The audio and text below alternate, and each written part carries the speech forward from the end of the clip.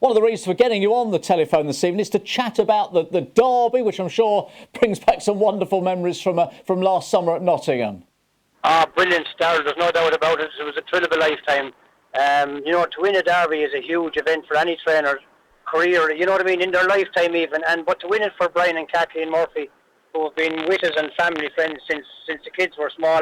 Rachel put it perfectly when she said it on the night, that she can't remember a time when there wasn't a priceless or a barefoot dog in the kennel. So it was wonderful, to win it for Brian and Kathleen. It was their lifelong ambition. And, it's wonderful. It really was. We were just lucky. Everything fell our way on the night, and thank God it worked out great. Well, we're just having a look at that race now, just to remind ourselves of what a fantastic performance it was, of course. And on the night when it mattered, you pinged from trap 3. And this is something that came up a lot, didn't it, during the Derby, the perceived bias towards dogs in the middle. And Nottingham are going to try and alleviate that, aren't they, with a change of trap for next year, or for this year's Derby? Yeah, I think that's a great idea, Darryl, because there's no doubt we've had those traps, the split traps. It's a great concept, don't get me wrong. The whole idea of automation was brilliant. The traps come out at the same time, they open at the same regular times with the intervals, with the hair going by it. Everything else is perfect. But with the one single ram in the centre, it's like anything that you invent. It's a new invention. It does allow the dogs drawn at either side of the ram to get away that bit sweeter than the dogs as you spread out. Going out to trap 1 and 6 then are at a bigger disadvantage. And on the night, the draw worked out perfectly for us. It gave us a real good chance. And the dog had to do the rest of the course. It wasn't a gimme. But he did. He winged it out with trap 3, and that's what won him in the final. And he did well to qualify from other draws during the competition. He drew trap 1, I think, in the first round. And he did well to qualify. He drew trap 5 in the semi-final, ran a great dog to qualify. So his lucky turn came on the night that has mattered.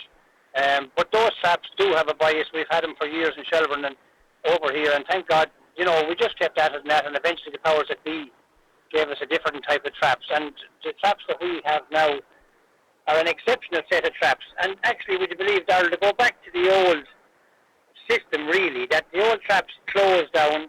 There's a roll bar that rolls up to hold everything in place. So it doesn't matter then if a dog charges the traps, the lid cannot move. Mm-hmm. And with the system we have in place, then when the roll is released, when the traps are released, the springs actually open it, and the springs will open the lid of a trap way faster than the ram that pushes it out at the moment. So you don't have really there are no excuses. Everything works lovely and sweet, and they're a great set of traps. You either come out or you don't.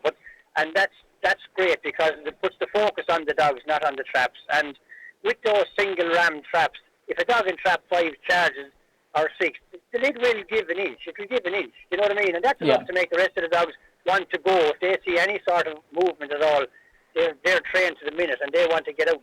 And you see, that happens. And the next thing what happens is, over a couple of races, this lid is moving and moving, and they don't know which movement is going to open the traps, right? So with the springs and with the roll bar at the bottom of them, when the roll bar rolls up and holds the lid of the trap rock solid in place that cannot move, well then the first movement, when the dogs get used to those traps, will be the only movement they'll know. And they'll come back to breaking a lot sweeter like they used to, you know what I mean, in the past. Your knowledge is exceptional. I think if this was Mastermind, this could be your specialist subject, couldn't it? The different styles of traps. Either that or I'm well able to talk BS. But like I said, look, it comes from experience, Darryl. Of course. When those traps come into Ireland first, we were at the cutting face of it, being involved with it, and they are fine. They're no problem. They'll come out and close, and they'll open and close, whatever.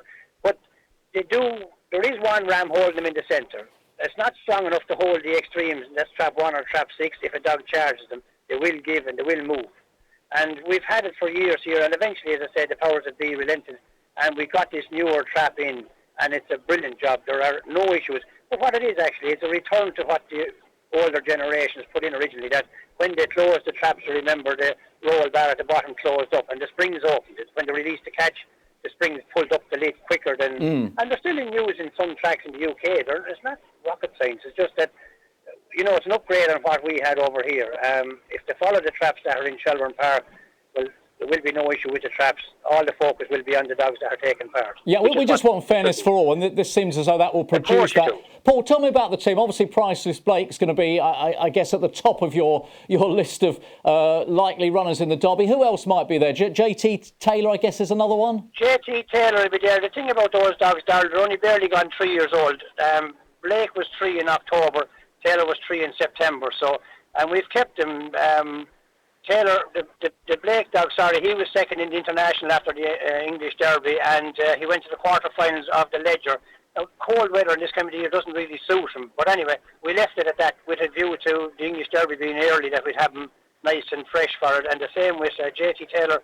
He broke the track record in Limerick in the first round of the Ledger. That's his last race, and unfortunately picked up a niggle on the gallop of all places, but he should be fine. I trialled him back the other day in Shelburne Park just as a matter of, we possibly might take in the Easter Cup before we go back to the UK with him. What about dark dogs, Paul? Have you got any for us that maybe we should look out for? We have a young dog called Boyle Sports Bingo that finished second in the Puppy Derby last year. He'll be of that age. There's a young dog, JT Storm, who ran in the Puppy Derby as well. He's definitely the 500 metres in Nottingham has suited him. We've Richard two there, Battle Cry. She's running tonight in the Gold Cup. She's tailor-made if she's not in season for the likes of Nottingham. She's a fantastic bitch to finish. Another bitch there, Priceless Verona. She was supposed to run tonight. She was in the final of the Oaks last year. Now she won't run tonight. She came in season this morning, which is perfect timing as well to have her back for all the summer events. But look, there's always going to be something pop up. Well, you would hope something would pop up. You see, the thing about the young 18 age dogs over here, Darryl, we have the Kirby, the Con Kirby, which is kind of clashing with the English Derby this year. Yes, of course. So, and that's a biggie as well. And for young 18 aged pups, most of them, I'd imagine, would go that route, you know. But look, it's a long time between now and April. You wouldn't know what dog would come forward and everything else. But it's absolutely. Look, we're not going to put you on the spot. That would be ridiculously do. What I do need to ask you about, though, is heaven help us. This has been an incredible story. I watched the Cheltenham race again this afternoon. For those that don't know, just in a nutshell, you've got a top-class mare who could go for the mare's race, the mare's hurdle at the festival. Yeah, Darryl, it is an amazing story. Just a mare that we bred ourselves, and we've had other siblings of hers as well that have won for us. But this lassie has taken it to a new level. We brought her to Shelburne we brought her to Cheltenham for a weekend just to kind of make a bit of fun of it for John Turner, and she hopped out and won the race, a maiden hurl, and that maiden hurl, the form of it is very, very strong. We went to Newbury twice, and she was placed in 2 listed races in Newbury. We came back to Leopardstown and took a chance in a Grade 1 for a bit of crack again, and lo and behold, she finished second in the Grade 1 to a horse called Abracadabra, and you can write his name into any race you want. He's an airplane. He's as good a horse now as I've seen for a long time, not just because he beat her, but he beat her like without breaking sweat, but he's a gorgeous horse, and I'd say he definitely will make a champion hurdle horse. But she finished second in that, and she was third since in a listed race, a mare's listed race, a good race in Thurles. So it is quite amazing. It's wonderful, and it's a great thrill. There's no doubt about it.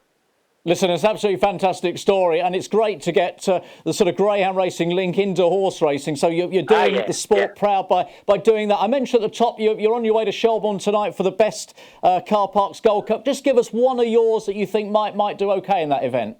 Well, our best dog in it, I suppose, he's a 525 specialist. Is a dog called Boyle Sports Extra. He won an exceptional race on the Night of Stars, you might remember, but he's drawn out in 5 tonight, which is a little bit tricky for him. He's a Droopy's jet dog, and a lot of them prefer the rails, but he would be probably our best dog over 525 that we have in it.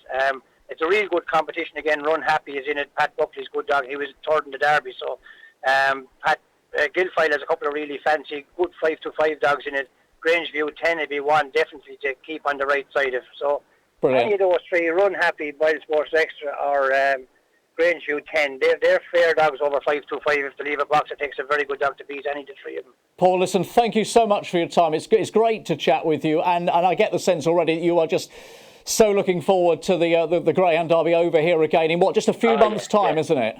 It'll be brilliant, Darryl, because now with the traps, you know what I mean, if that issue is removed from it, I think it's a gorgeous track for a derby. You know what I mean? Last year you had the strong, powerful dogs all coming to the fore in the event. Great run to the first bend, good back straight, and a good run home. It's a great track, in my opinion, for a derby. And as I say, if the traps remove any talk of bias, well, then the whole focus will be on the dogs, and that's what it should be, you know, and that's what we want. Brilliant. Paul, once again, thanks very much for your time. Have a great night tonight in Dublin. Cheers, thank you. Thanks, Darryl. God bless you.